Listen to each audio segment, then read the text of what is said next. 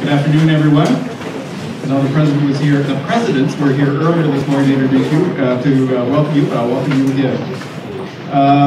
So it's my distinct pleasure to introduce Dr. Jim McNevin. Jim and I were speaking at lunch. Jim and I were speaking at lunch, and we were saying we know each other from somewhere. We served on some committee or group together, probably something government-oriented years ago, but maybe a reflection of our ages, we couldn't quite place where that was. So, but Jim is a professor emeritus at Dalhousie University and senior policy research advisor with CanMac Economics Limited. He was a Fulbright research professor at Michigan State University at the Canadian Studies Center in 2010 to 11. At Dalhousie, Jim held the R.A. Jodrey Chair in Commerce in the School of Business Administration and was a professor of public administration. He did a 6-year stint as Dean of the Faculty of Management at Dalhousie, and prior to that, served as Deputy Minister of Development for the province of Nova Scotia and was President of the Atlantic Provinces Economic Council, or APEC, as it is known. Jim's also been the CEO of a small technology company and has been a member of a number of corporate and government boards and committees, including the federal government's Royal Commission on National Passenger Transportation. Dr. McNevin has his PhD from the University of Michigan. He has written widely on public policy and economic development issues and is a co-author of 3 books. His most recent research has been about the relationship of demographic change to Canadian regional economic development. He also has an interest in American history with a book, The Yankee Road, just published last month. So, Jim, do you have copies available for signing? You could have had a built-in audience here for the first recipients of your book. Non-commercial. So he still continues to teach at Dalhousie on a part-time basis and is a bi-weekly columnist with factsandopinions.com, a digital publication out of Vancouver. So I ask you to please join with me in welcoming Dr. James D. and Jim to the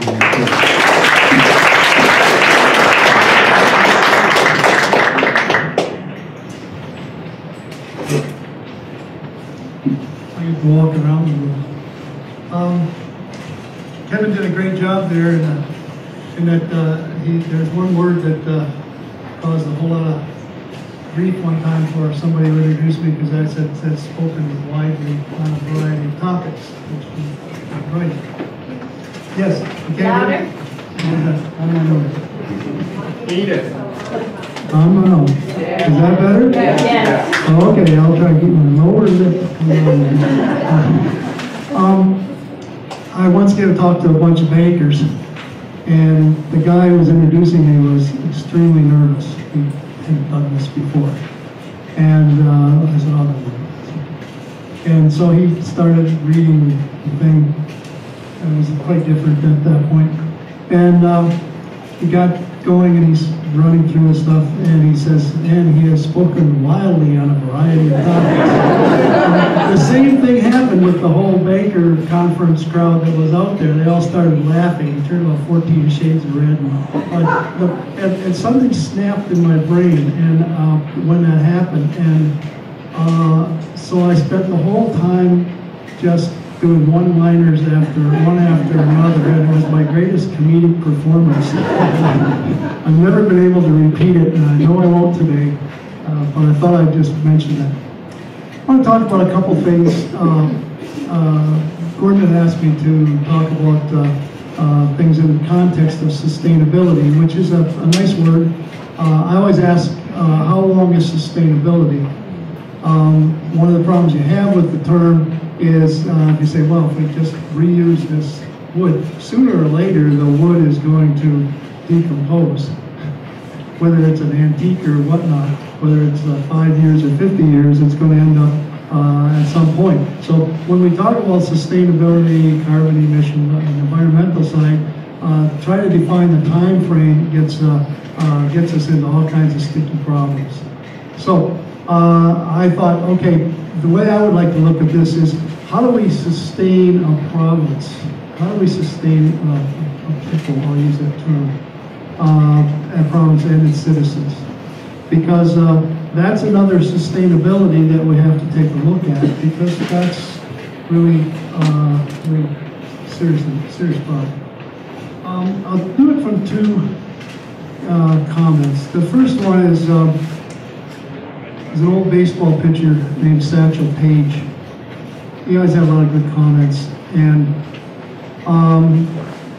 one of the main ones was, don't look back, something might be gaining on you. And in some sense, if we're looking at Nova Scotia over a longer period of time than most of us in this room assume will be here, one way or another, we have to start taking a look at questions now rather than later, and that's where I want to go in terms of what is happening to us at this point. It's not really perceptible, and yet when I start putting some dots together here and draw some lines, you'll start seeing it. So let me go on with that. So we generally see sustainability in its environmental and environmental context. However, there's another way to look at it. Can we sustain the population and the economy of the province?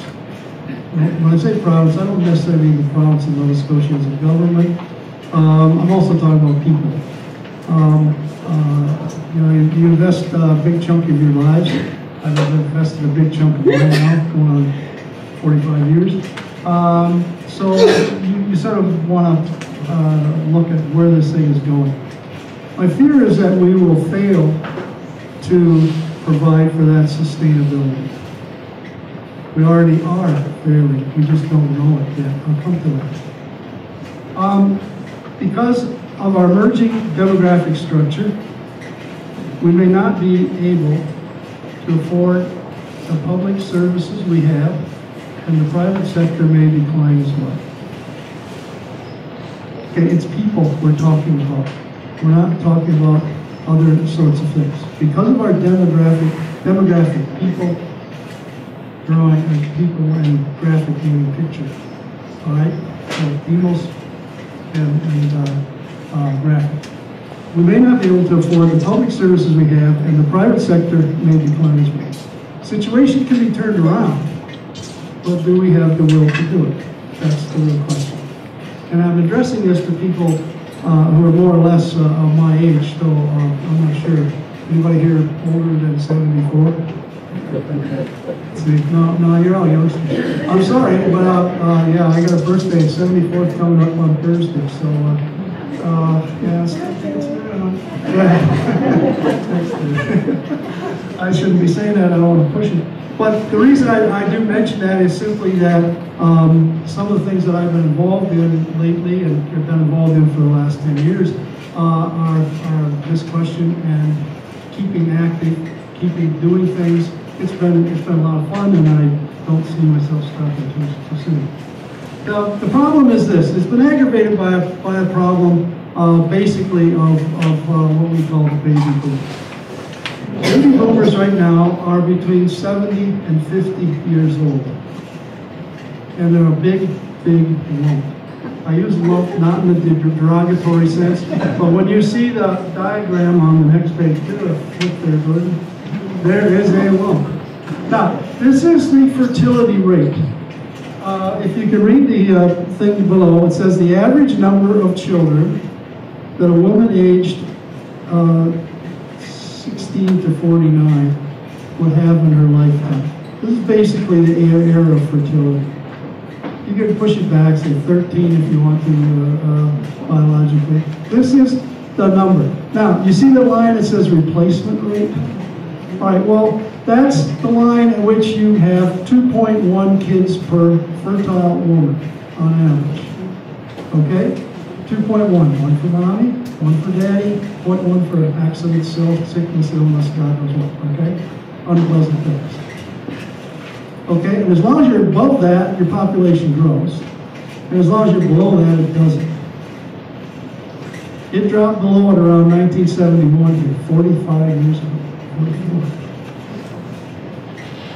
Okay?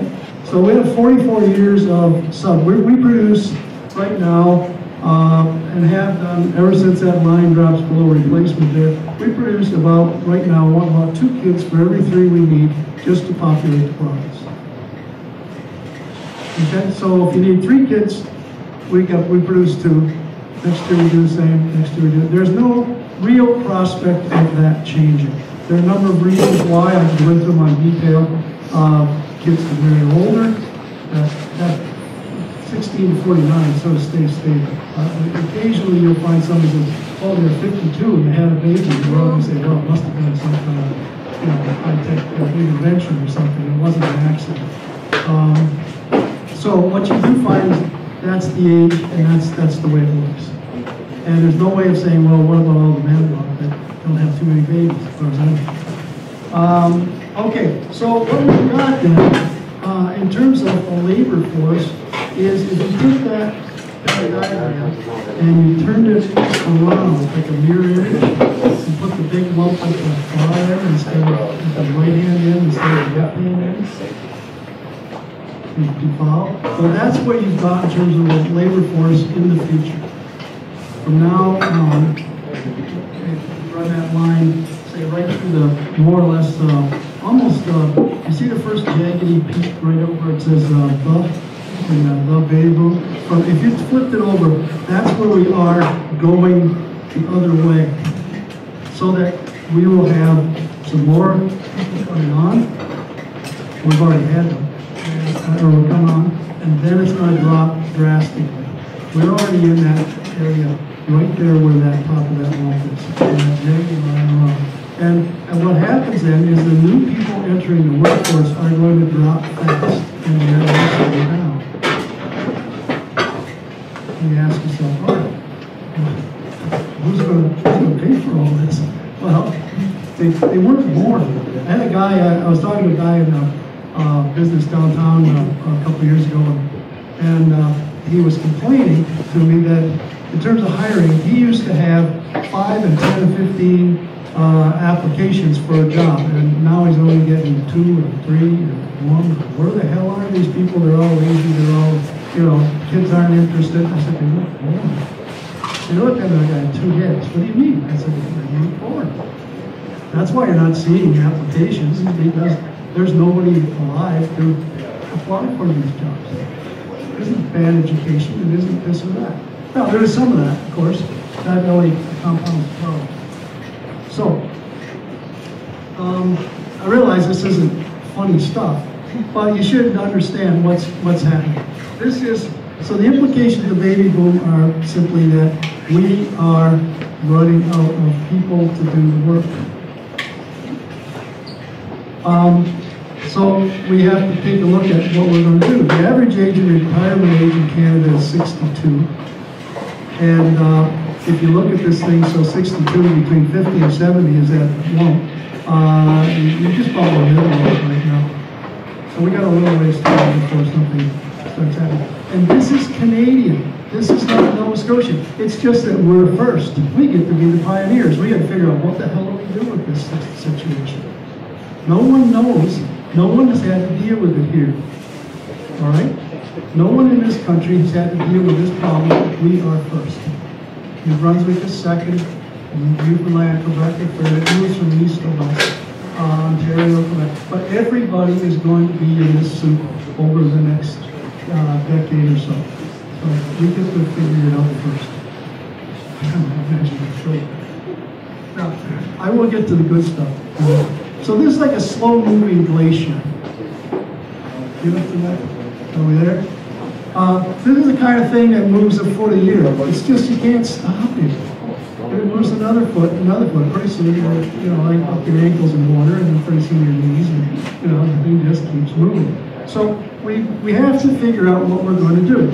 When we have seniors retiring, or people retiring, what happens with them? Anybody here retired? Yeah. Did your income go up or down? Down. And generally, a nice rule of thumb, okay? I won't say that it's accurate in all cases or in any cases. Nice rule of thumb is about 30%. All right? Now, what happens is because you're retired, maybe you don't spend as much money, you don't need to spend so much money. You don't have to buy a new tie or a new coat or a new car every time you want to. Maybe you do this or that. You just live on a little bit less, but you can still live at more or less the level you live at. And I think that's the way an awful lot of people are.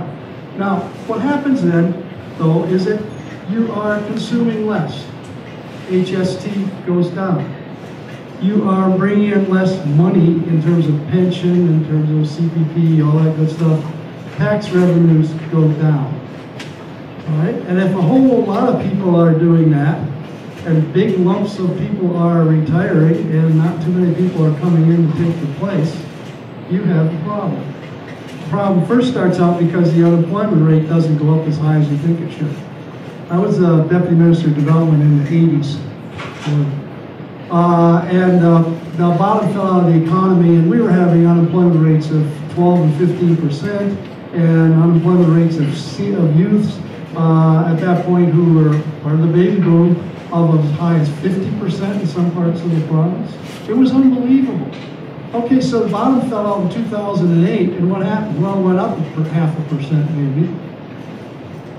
Okay, and it's just sort of clanked along. It's been a flat economy now for the next 6 or 7 years. It's just been dead. And guess what? The unemployment rate hasn't moved very much. Why? Because it gets absorbed into the businesses that are still running because more people are retiring than are coming into the labor force. And so if you got a flat economy, it's going to all sort of stay the same. It's a different world than the 1980s. So when those things go down, do the services go down that people need when they're, say, 65 or 70 rather than 55 or 45? No, they don't go down. So the demands on the government are going to stay here, and the revenues available are going to go this way. And Ottawa is not in the mood to help. So we don't have to worry about that. So you might as well just look at it to yourself. So essentially then, we have a government that's in trouble, and each time it solves the problem and balances the budget, the next time comes in, revenues are sort of just hanging around where they were before, but the demands on the government are more, and so you run a little deficit, just a little deficit, and the next thing you know, somebody's screaming at you and you're trying to balance the budget, and then you go again. And it just keeps going. Okay, so now what are the solutions? What can we do to try and keep this glacier from pushing us into the water till we've got serious problems surviving? Number one, we need seniors to work. That's number one. And I sort of say, well, that's where what do you mean? Well, okay, the thing that we found out when we looked at Japan, which is the oldest country in the world, we're the oldest province of Canada, is that they got an awful lot of people coming back to the workforce when they were retired, after they were retired. And they came back because of crappy pensions. It's simple. If you got people with bad pensions, they're going to go back to work. That's a terrible thing to say, but it's true. All right? And I'm not encouraging that. I'm not saying let's all cut pensions and force people back to work. What I am trying to say is that seems to be a driver for an awful lot of people, especially in Japan, where at 62 you retire, they give you a pension, they give you a lump sum pension of around, say, $300,000, and you're going to live till you're 82. You figure it out. It's about $15,000 a year. You can't live on it, so you got to get back to it. Anyhow, the thing I'm trying to say is this whole thing. First thing we've got to think about is seniors going back to work. We did some research for people over in New Brunswick, and it turns out that women over 65 in New Brunswick are in the economy to the same proportions as women under 65. Why would that be? They need to work. Yeah, they don't, John died and didn't leave a pension, or a pension wasn't, I couldn't get any money from it, or didn't have a pension, or I'm divorced, or some other particular reason why, and the end result is they got to work. And the numbers have started from the 90s up through now in terms of participation, and that's the only place that's really asked us to look at this. That's why I got New Brunswick data, not Nova Scotia data. Has gone right up to where they equal women under 65 in terms of wanting to be in the workforce. They don't want to be there, but they are there at any rate. So if you understand what I'm getting at, if you have poor pensions or people with poor pensions, and rural people often have that, what you find out is that they have to go back to work. How do we get other people to go back to work? Good question. Right now we don't need them because we got so many people and there's an unemployment rate and blah, blah, blah. This stuff is all smoke, okay? The reality is that big glacier pushing along. So one of the things we've got to do with our system is to try and get away from full-time employment with the usual, well, we're looking for somebody to work for us for 20 years, even though we might lay them off next year, that kind of thing, and get on with being a little more imaginative in how we employ seniors. That gets the tax rates up, that gets consumption up, a whole bunch of things. Secondly, we need to bring in some new people. Whether it's immigration from other countries or in-migration from other parts of Canada, we got to do something about it. Not just talk about it, and not just say, oh gosh, Forlock and worried about what are we going to do, but there's a serious situation there. We have got to be proactive and not just say, well, somebody comes and we'll say, we got to do more than that.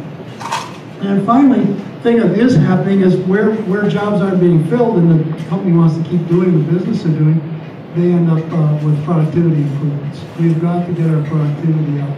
It used to be that, I don't know if any of you remember the times when we used to have gas stations with a garage. You had to have a two-bay garage and a guy pumping the gas. Why would we do that? Well, we used to regulate that in order to provide jobs. So low productivity, but they're jobs, right? Guy standing around as a mechanic waiting for something to do. Guy standing around waiting to pump gas. We got rid of all that. All right, that raises productivity, but everybody says, well, that's not a good thing. You got a lot of unemployment. You got to change your mindset. We don't have a lot of unemployment. We basically have unemployables, maybe, but in terms of unemployment, we don't really have much at all. And it is a serious problem now. How do we get productivity going in order to make up for what may be a very tight economy in terms of jobs? And the productivity stuff allows for higher wages, and that allows for higher taxes and higher consumption. So those are the basic things that need to be done. They're not very palatable. They won't meet with a lot of public pressure and opinion and everything else. If they're not done, though, I can assure you that those numbers on that graph, and that graph is going to cause us all kinds of great difficulty later on, because governments will not be able to afford the services. Businesses will not be able to grow. In fact, they'll have to decline because we don't have the consumption money in the economy. And this is going to cause all kinds of grief. So we're going to have to change a lot of attitudes, not just about seniors and working, but about immigrants and about increasing productivity. So that's sort of the message, but it is possible to make this work. It is possible to have good lives. It is possible to have the economy really producing enough to provide our public services and provide businesses with employment and everything else, but we have to want to do it. And right now, if you look in the Ivany report, in the interim report, down in the appendix, okay, where the notes are and everything, you'll find a survey there that shows Canadian provinces and how satisfied the people are in those provinces. Guess which one is the most satisfied with its condition? Us. All right? Now, that's whistling in the dark, okay? That's going past the cemetery and saying, oh, we're good. You got to think about this, because we may be satisfied, but I can assure you that within the next 10 years, we are going to be pretty unhappy as we see the government having to retrench every year, a little bit, just a little bit, and all the changes that are going to be made. So I think this year's budget was a foretaste of what is likely to be the normal condition if we don't make some serious changes in how we do things in this province. Thank you.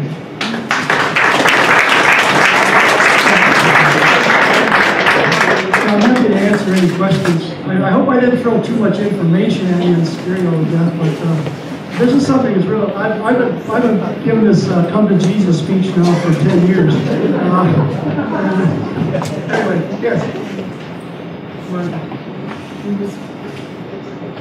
I keep hearing stories of people who want to work and are subtly and not so subtly encouraged to leave as they get older. So it seems to me that it's businesses and people who are hiring people who need to have a more open attitude towards people, older people who do need or want to work. I agree. I don't have. What I'm saying is, this is a province that has to. Okay, this is a province that has to change its mind about a whole lot of things. It isn't just you and me that have to do it. This is a province that has to do it. And as long as we have these kind of, shall we say, 1990-ish attitudes, 1960-ish attitudes, 1930-ish attitudes, we will find that those are going to hamper us in trying to make this a place to live that we love living in.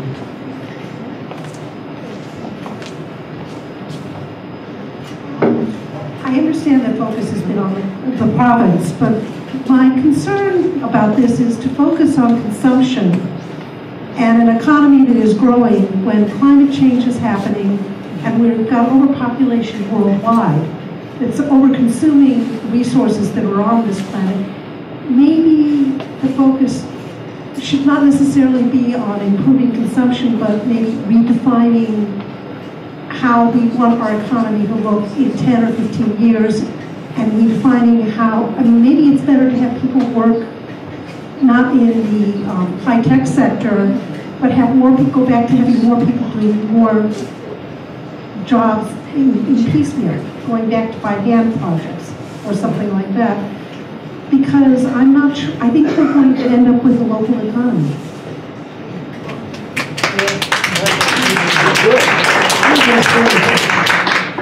The thing to keep in mind is I hope you're all ready to volunteer in the hospitals when they have to lay off the nurses because there's no tax revenue for them. The problem here is sustainability in the province. You can sustain at a lower level, but it's going to mean you're going to have to work for nothing instead of something. Fine, I'm not objecting to it. But if you're going to consume at a lower level, then you're going to pay HST at a lower level, okay? And you have to be willing to accept the fact that you may have to be, you know, school volunteers are going to come back, nurses' aides are going to come back, call the midwife, et cetera, because that's the only way you can provide those services without paying, shall I say, union wages. I don't have a thing against unions. All I'm just saying is, if you're conflicted here, and I will tell you this too. There have been two guys, one in England and one in York University, who tried to develop models of zero growth economies. And assuming that everyone shares equally, okay, it might work. But people won't share equally. I got mine, and I'm not giving it to you. It's that kind of thing. So I don't know how, that is a major cultural shift if you could get people to do it. But this is a big problem. The thing is not in the environment that's the problem, the thing's in our own heads. But I can tell you right now that if we have an economy based on professional public services like we do, and private services, you know, you're asking those lawyers to take a little less money and asking the bureaucrats to take a little less money, and the teachers and the university professors, et cetera, et cetera, et cetera. You know, that might prove to be a little difficult and take a little time. So it's an aspiration, but I honestly can't give you an idea of how you do it. Somebody's got to, I don't know how. Yeah.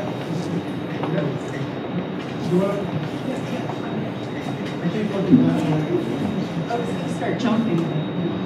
Introduce yourself. I want to put in a bid for entrepreneurship, which brings up two things. One is, if we can't get a job, we can become our own bosses. And the other thing is that we have a program in this province that is that other places wish they had, other provinces and other parts of the country, and that's the CEDIF program, the Community Economic Development Investment Fund. We have, I don't even know the amount of money that we have in our pensions that is leaving our province. And if we put a very small amount of our pension money into the CEDIF program, we would be able to fund our own entrepreneurship. We would also attract our youth back. We would attract youth from other places in Canada and around the world who want to be here and be entrepreneurial.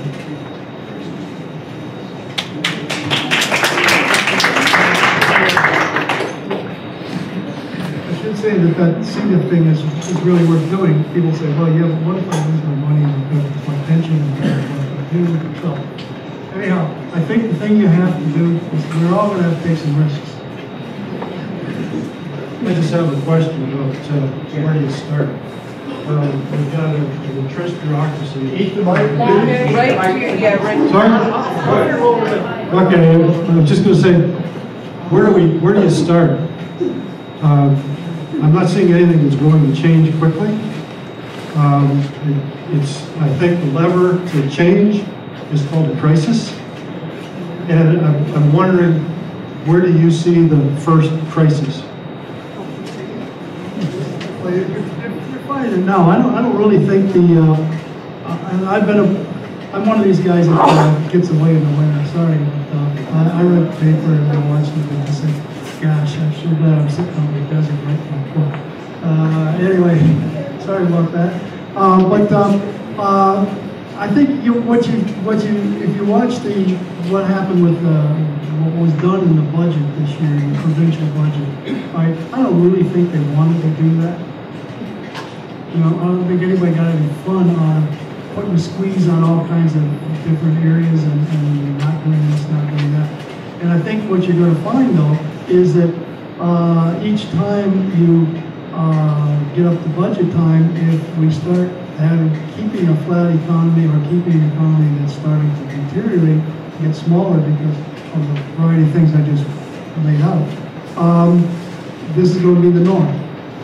And each time there'll be something else that's going to be jettisoned off the side of the ship. And, it's sad. And it's sad, especially because we could do something about it. You know, this is the kind of thing where it's doing nothing is sort of almost like if you see me sing about the Mediterranean migrants, that one where all the people died in the ship. They died in the ship because everybody ran to one side to get saved and being tipped over. Well, if that's one side, but the other side, in that case, if nobody would have done anything, they'd have done all right probably. But in this case, doing nothing is equivalent to all running to one side of the ship. So the crisis thing, that's why I call it a slow-moving glacier. You can't see it, you know, until it starts pushing at you, and it's pushing now. So I don't know what other thing I can do to help you on that in terms of, you know, yeah, everybody loves to see a big train wreck that make a change, but we don't have a train wreck. We just got this other thing.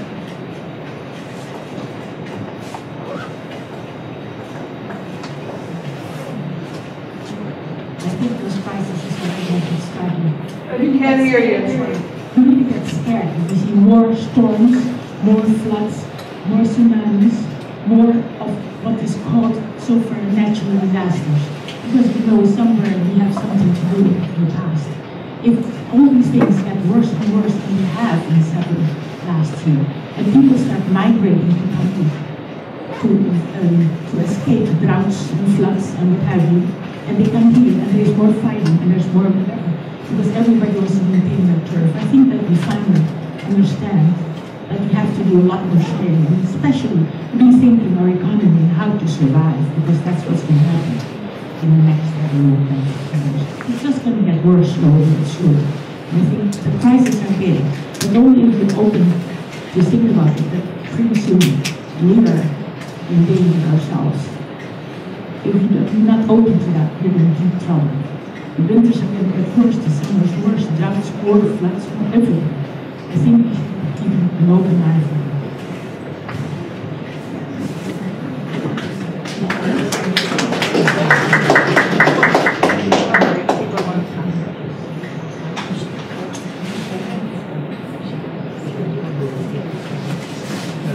I was going to make a comment about the Black Business Initiative program, or lower lip.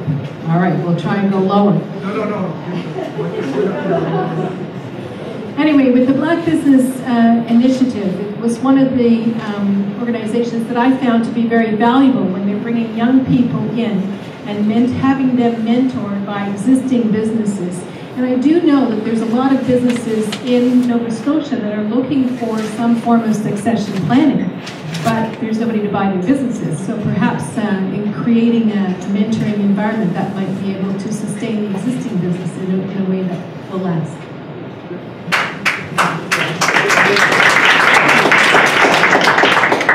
A most interesting point. What I understand lately about the milk industry, dairy industry in Nova Scotia is a bit unsettling in this regard. My understanding is that first of all, the dairies are all pretty well bought out by Quebec firm. Same Quebec firm. I've heard this from some pretty credible sources. They've been going to various dairy farmers who are ready to retire and saying, you know, you're retired, fine. If you sold your farm to somebody else, let's say it'd be $1 million for the farm and $1 million for the quota. We'll buy your quota and you keep the farm. And then they move the quota to Quebec. Now, I'm not trying to incite. I think this makes a hell of a lot of sense. Because what it does is it allows a lot of retirees that can't sell it to some kid for $2 million to get out of the industry and sit back, and they've got a great big backyard and they can mow if they want to mow it. But basically what it does is it cuts the industry. So things are changing anyway, okay? And so when we start talking about things like Black Business Initiative, how people can be utilized in that, and what can be done there to develop their businesses, or possibly find some people with succession plans that will allow entrepreneurs or investors to buy into those businesses, keep them here and make them work. Great, but barring that, what is happening is things get sold, the pieces get sold out that are valuable, and the rest of it gets left to the retiree to enjoy in this later years. So those are not pretty pictures, but basically that's what's going on as people want to retire, and we have all these regulations and setups that make it impossible for somebody else to take the job. So we got a lot of things to think about. I'm not sure this is a good after lunch spiel, but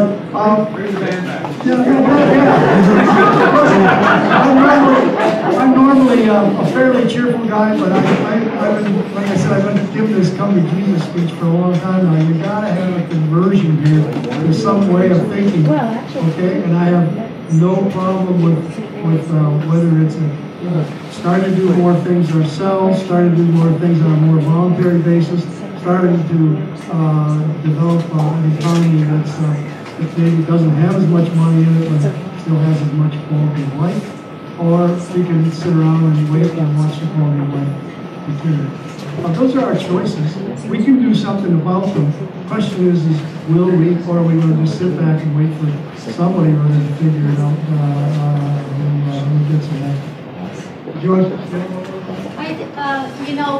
You said a number of times we had to do something about it. That's one thing. The other thing you talked about is, this gentleman mentioned, when is the crisis point? Well, I think we're already in crisis. I can't believe that anybody sitting in the rocking chair at home or doing their part-time job doesn't realize that the province is in crisis. We don't even have sterilizing machines in the hospitals that work, for God's sake. So, we're in crisis. We are in crisis. But what is it that we can do? I can volunteer, I have friends who can volunteer, we're competent people who will volunteer. Will the population accept volunteers doing jobs that would normally be done by, quote, professionals or semi-professionals? There's the other thing you have to look at. I mean, it's not just myself having a different perspective, it's not just the group in this room having a different perspective, but the population coming up has to change its view on who can help me and who am I not going to sue if they don't do exactly what I want them to do. Just a thought. Well, it's a good point, and I think what you're going to find is somebody's going to come along and organize some stuff to make that kind of thing happen. And or things are just not going to happen, and then someone will pick it up out of the voluntary / not-for-profit sector once it's been abandoned by a government that doesn't have any money.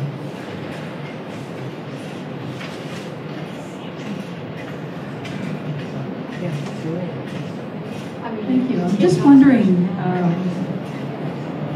researchers and examples of companies or organizations, social entrepreneurial ventures that you know of, who we should be looking at for this kind of capacity building, turning things around. I'm just wondering if you have some thoughts on organizations or companies or researchers who we can be investigating to support us in this kind of area. I think the simple thing is to look at the person to your right and look at the person to your left. You come out for this meeting, for this day. You're the people who are basically the ones. I can tell you that you won't find too much research on this subject in Canada because, simply put, it's not an American problem.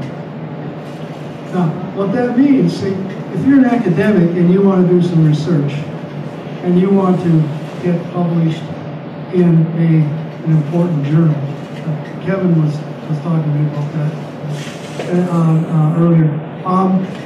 Those journals are generally American. If this isn't an American problem, which it isn't, in the U.S., where 2.1 is the reproduction rate, the U.S. has been at reproduction for forever. Okay, they basically do not have this problem. They basically reproduce their population, and the immigration is an extra. All right, so it's not a problem. And guess what? The people in the academic journals then don't see it as a problem. So why would you do research on a problem that you can't get published and get promoted or something? And so you don't do it. So we have a little bit going on in Canada, but almost nothing on this problem, and almost nothing on what to do about it. Okay, I can tell you that from the point of view of Mike Foster at CAMAC and myself, feeling like we're very, very lonely people out there plugging around in this, and trying to get funding to help do anything is, well, one step above impossible. But we keep trying. But there isn't much out there. I can find you demographers who study divorce rates and poverty rates, and nothing wrong with that, but I can find that. I can find the ones who will talk about, marriage between immigrants and native people, local people here, not here in Canada. I can find all kinds of stuff, because that's of interest to the people who publish journals. It's not of interest. This demographic thing is not a problem, except to people. Hi, my name is Sunday Miller with the African Heritage Trust, and one of the comments I'd like to make is that in the Mi'kmaq and in the African Nova Scotian community, we don't have that demographic problem as far as births. But the problem we do have is that the young people are not achieving their capacity or their ability because of the systems that are in place. So in reality, there's a very large, if you want to call it, untapped market that could be utilized to help make a difference. I know that within the Black community, there's lots of creativity, lots of entrepreneurship, lots of ability, but no support, no background, lack of mentors, and no one coming alongside. I would anticipate it's probably similar within the Mi'kmaq community. I think, unfortunately, they're probably more psychologically and emotionally damaged than the blacks are because they've endured what they've endured for such a long period of time. But there is an incredible opportunity within both of those communities, but again, it requires people changing the way they think and their perspective and being willing to reach out and come alongside and try and understand where they're at, why they're there, and how they got there, and how we're going to change so we can be better. I personally believe that if the black community was allowed to achieve its potential, I don't think that there's any province in Canada that could touch Nova Scotia. Honestly, seriously.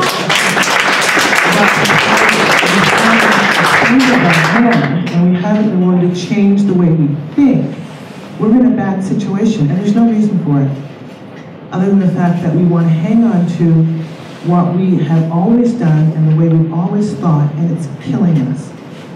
And we have to be willing to change.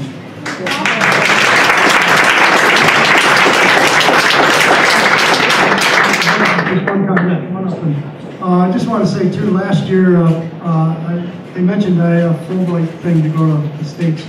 Last year, a Fulbrighter from New York City, who was an actress, a black actress, was up here to go to Dalhousie. And I got roped in as being the only person around. You got to go and help out. So I ended up, and I found that there was amazing creativity because she put this thing together about the Underground Railroad bringing escaped slaves up. I don't know if any of you have ever saw that or not. Yeah. Well, she put that thing together, and with all kinds of local talent, it was really an amazing operation. Anyway, so she's back back in New York. I'm still in touch with her a lot, and singing the praises of the community here and the ability to come up with very creative operations. And there were a lot of people who saw that thing. It was quite impressive.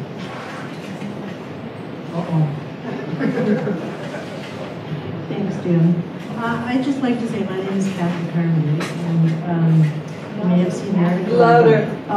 My name is Kathy Carmody, and you may have seen the article that's in your package on how, the way we look at old people in these provinces antiquated.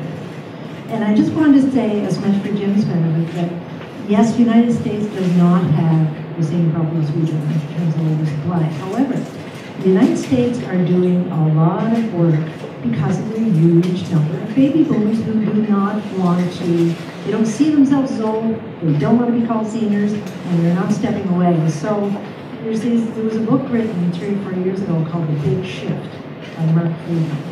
And if you want to read what's happening in the world, that is a real paradigm shifter, paradigm breaker.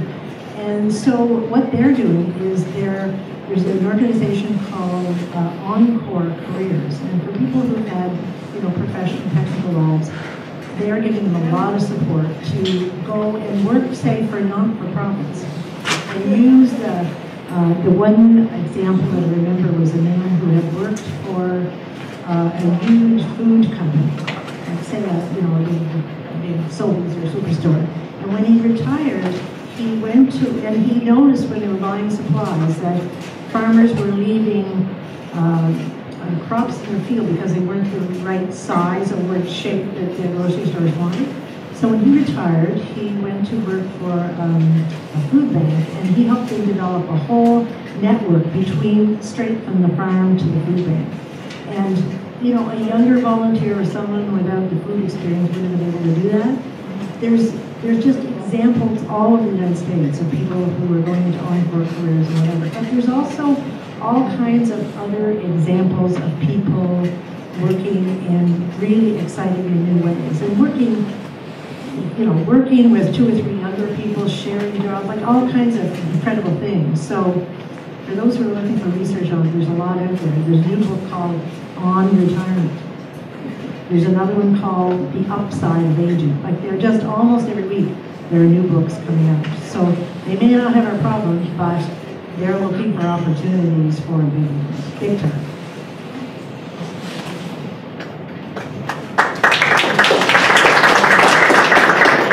Just say one last little quick piece. The comment about that the black community and the Native community don't have the demographic problem is entirely true. The problem on the other side is that both of those communities make up about 2% each of the population. So even though they are not having a demographic problem, with the new it's a help, but they're not big enough to really offset the other 96% who are only having 2 kids for every 3 we need. And the big problem now is that we said, oh, let's all go out and get all our kids to have kids. Well, it takes 20-some years to grow a kid into somebody in the labor force, so that isn't an immediate solution. Thank you very much.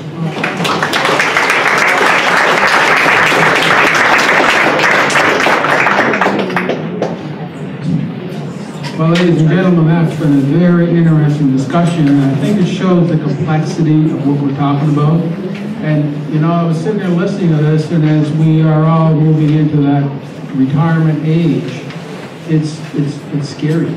Because what happens is that the structures that we depend on, based on the economic side, are not going to be there or going to be reduced. And so, this is what we're trying to look at. So, Jim, on behalf of the Scene Organization and Marjorie, I want to thank both of you today for those presentations. And I'd just like to let you know that we will be donating a small financial contribution to the new Colin and Carol Dodds Bursary Fund that's been set up here at Essex University. Okay?